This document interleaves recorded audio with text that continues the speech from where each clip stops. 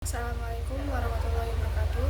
Izin perkenalkan diri, nama saya Zahra Agnia Rahman, mahasiswi semester 3 Universitas Selatan Samasero, NIM 12524148. Izin mengumpulkan tugas minggu ini, yaitu tugas komprehensif bab 5.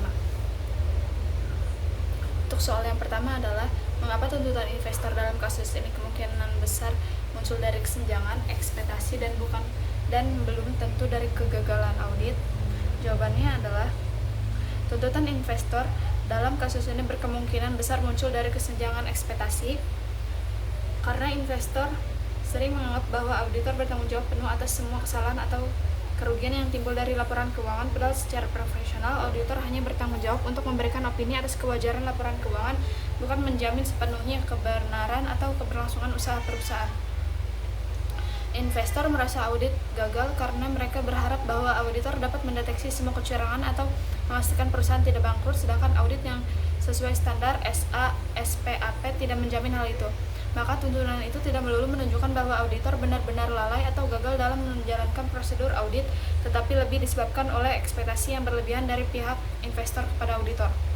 Yang soal nomor 2 adalah, berdasarkan definisi tersebut, klasifikasikan tindakan auditor senior dalam skenario di atas dan memberikan justifikasi yang kuat atas klarifikasi Anda. Mengapa perbedaan antara kelalaian biasa dan kelalaian berat sangat penting dalam menentukan tanggung jawab hukum auditor adalah, tindakan auditor senior adalah kelalaian berat karena menunjukkan ketidakpedulian yang mencolok terhadap kewajiban profesional meski tanpa niat menipu. Hal ini menimbulkan tanggung jawab hukum baik secara perdata maupun etik. Auditor senior dalam kasus PT Cepat Logistik sadar bahwa audit senior tidak melakukan konfirmasi piutang melanggar SPAP, tetapi tetap mengabaikannya untuk mengejar tenggat waktu. Ini bukan sekedar ordinary negligence, melainkan gross negligence karena melibatkan pelanggaran signifikan terhadap prosedur audit fundamental. Perbedaan antara ordinary negligence dan gross negligence penting karena dalam banyak yurisdiksi, tanggung jawab auditor terhadap pihak ketiga hanya timbul jika terdapat gross negligence dan fraud. Tingkat kelalaian memengaruhi besarnya suatu kompensasi dan kemungkinan sanksi pidananya. Yang ketiga adalah analisis tanggung jawab hukum KAP Handal dan rekan kepada klien PT Manufaktur Presisi. Evaluasi kekuatan dari 2 poin pembelaan yang diajukan oleh KAP. Fokuskan analisis Anda pada konsep once prestasi, breach of contract, dan pembelaan kelalaian kontributif. Jawabannya adalah, one prestasi terjadi bila salah satu pihak dalam kontrak tidak melaksanakan kewajibannya sebagaimana diperjanjikan. KAP memiliki kewajiban melaksanakan audit dengan kehati-hatian profesional dan standar sesuai standar audit. Jika terbukti KAP mengabaikan prosedur audit penting, tidak melakukan pengujian yang memadai atau melanggar standar profesional, maka dapat dianggap one prestasi terhadap kliennya. Namun jika KAP sudah menjalankan audit sesuai standar, maka kegagalan mendeteksi salah saji tidak otomatis berarti one prestasi, sebab auditor tidak menjamin bahwa laporan keuangan bebas salah saji tersebut absolut. Evaluasi 2 poin pembelaan. Yang pertama adalah KAP melaksanakan audit sesuai dengan standar profesional. Yang kedua adalah klien turut lalai. Untuk yang keempat adalah jelaskan 3 pendekatan utama doktrin dalam yurisdiksi common law mengenai tanggung jawab auditor kepada pihak ketiga atas kelalaian biasa. 1. Doktrin ultra mares, 2. Doktrin restatement of torts, 3. Doktrin foreseeable user. Adalah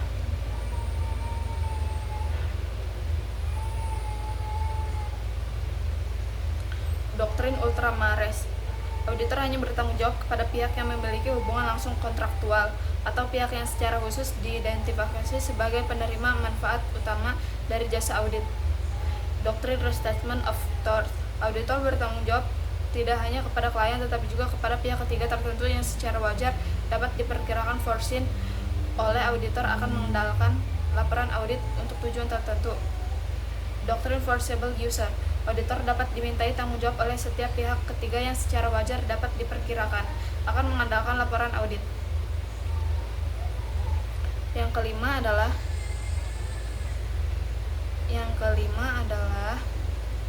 Terapkan ketiga doktrin ini kepada skenario di atas. Bagaimana hasil tuntutan sindikasi perbankan terhadap KAP tulis kemungkinan akan berbeda dengan di bawah masing-masing doktrin.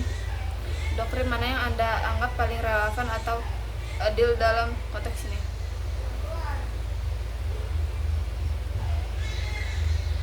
Nomor 5 adalah tanggung jawab hukum di pasar modal. Prinsip hukum Securities Act of 1933, auditor dapat dituntut jika laporan dalam prospektus mengandung salah satu material. Investor tidak perlu membuktikan niat menipu, cukup menunjukkan bahwa laporan mengandung kesalahan material yang menyebabkan kerugian. Beban pembuktian, investor harus membuktikan satu, ada salah satu material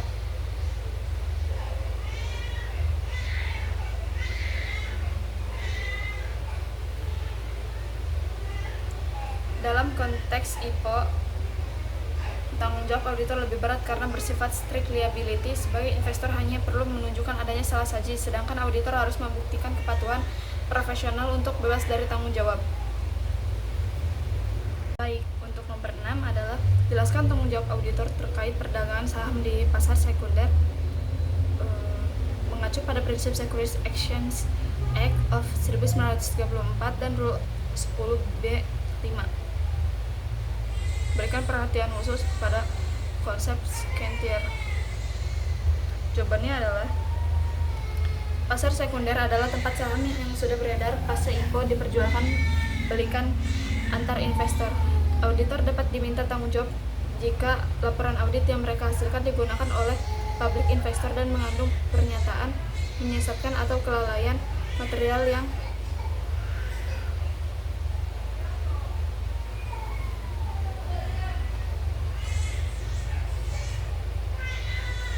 menyebabkan kerugian investor. Dalam gugatan berdasarkan Rule 10b-5, beban pembuktian bagi investor lebih berat dibandingkan kasus IPO. Scantier adalah elemen utama dalam kasus pasar sekunder. Berbeda dengan kelalaian biasa, scantier mensyaratkan adanya unsur kesengajaan, niat menipu, atau tindakan ceroboh yang ekstrim.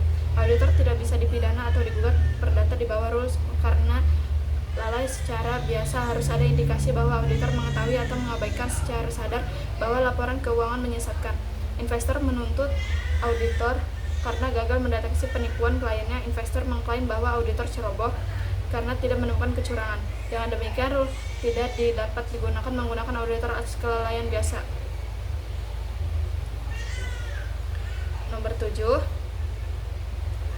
bedakan secara jelas antara liabilitas perdata dan liabilitas pidana bagi seorang akuntan publik.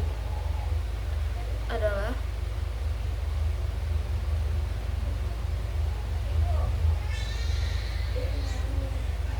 tanggung jawab pidana, criminal liability. Jawaban nomor 7 adalah perbedaan civil versus criminal liability adalah perdata civil tujuannya untuk kompensasi mensyaratkan bukti probability of evidence, sedangkan pidana kriminal tujuannya adalah penghukuman memerlukan bukti beyond reasonable doubt dan biasanya melibatkan niat jahat. Analisis kasusnya adalah pemerintah partner KAP untuk menghancurkan kertas kerja audit KKA dan email entertain melupakan oversight logistik, tindakan menghalangi proses penegakan hukum. Tindakan ini memenuhi unsur pidana meskipun audit awal tidak lalai. Dalam banyak yurisdiksi termasuk Indonesia melalui UU Tipikor dan KUHP, penghancuran bukti merupakan tindak pidana khusus. Serius. 8. Jelaskan dan evaluasilah berbagai langkah atau respon kolektif yang dapat diambil oleh organisasi profesi seperti IAPI dan regulator seperti OJK dan PPK untuk mengelola dan mengurangi resiko litigasi yang dihadapkan akuntan publik sekaligus melindungi kepentingan publik. Jawabannya adalah respon profesi dan regulator terhadap resiko adalah sebagai berikut. Langkah kolektif yang dapat dilakukan adalah 1. Peningkatan standar profesi dan kepatuhan. 2. Transparansi dan edukasi publik. 3. Asuransi profesional. 4. Penegakan disiplin dan pengawasan etik oleh regulator. Pengawasan efektif akan meningkatkan kepercayaan. Kolaborasi antar profesi dan regulator diperlukan agar sistem audit tetap kredibel dan berkeadilan. Tujuannya bukan hanya melindungi auditor, tetapi juga memperkuat akuntabilitas publik. Nomor 9. Rancanglah sebuah program atau kerangka kerja praktis terdiri dari 4 pilar utama yang harus ditetapkan oleh KP Anda untuk meminimalkan legalitas hukum. Jawabannya adalah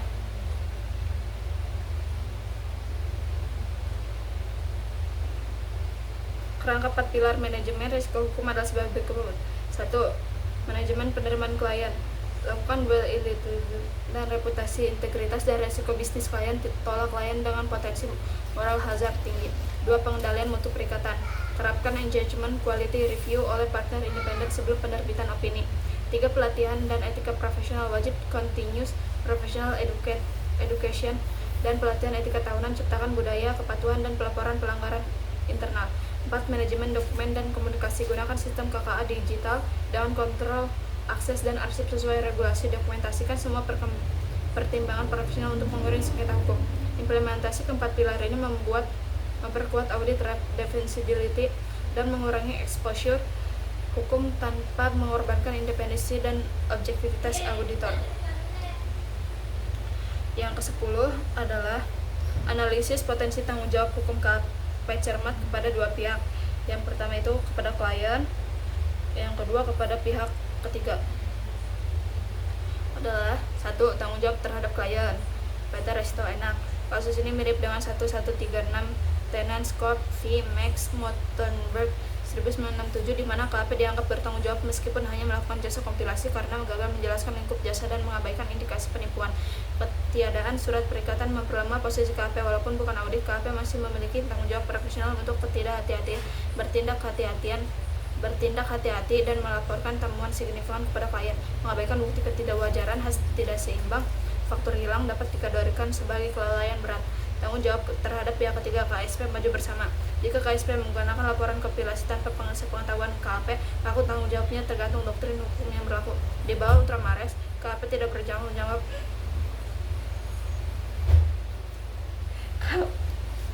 KP tidak bertanggung jawab karena tidak ada hubungan langsung. Di bawah restatement, tanggung jawab bisa muncul jika penggunaan laporan oleh pihak ketiga dapat diperkirakan. Di bawah foreseeable user, KP mungkin tetap bertanggung jawab karena laporan tersebut secara wajar dapat digunakan untuk tujuan eksternal. KP cermat lalai karena gagal membatasi ruang lingkup. Balik. Penjelasan tertulis kepada klien.